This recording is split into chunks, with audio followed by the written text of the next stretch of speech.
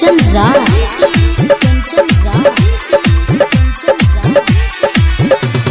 नीम चौक चौसीमा Vaishali. Mix भाग Pallavi recording studio मठिया मोड़।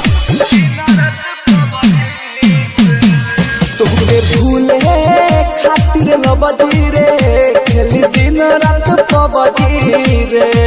तुमके भूले खातिर लबदी रे खेली दिन रात पबदी रे।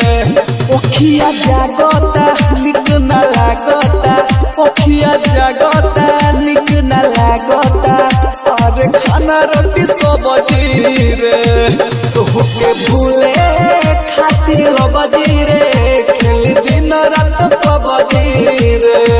तुमके भूले खातिर लबदी रे रोज खेलतानी पबदी रे।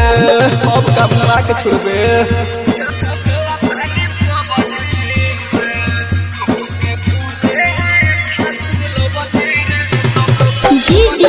कंचन राज नीम चौक चौसीमा वैशाली। भरवा घरवा छोड़ी रही बहरा रे। हो प्यार कोई के धोखा दी होले जखम गहरा रे। हो दिन भरवा घरवा छोड़ी रही बहरा रे। हो प्यार कोई के धोखा दी होले जखम गहरा रे। सुन तोरा चक्कर में पिटता रे बाबूजी रे।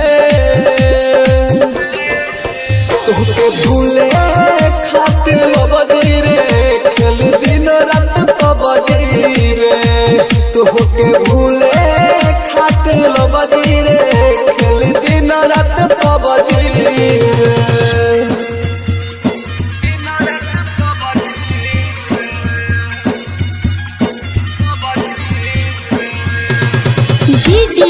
कंचन राज मिक्स भाग पल्लवी रिकॉर्डिंग स्टूडियो मठिया चौक चौसीमा वैशाली। खुश सुननी बारे परमोद के संगवा रे। हुआ के देखू रोज पीले बिसकिया रमावा रे। होते तो खुश सुननी बारे परमोद के संगवा रे। हुआ के देखू रोज पीले बिसकिया रमावा रे।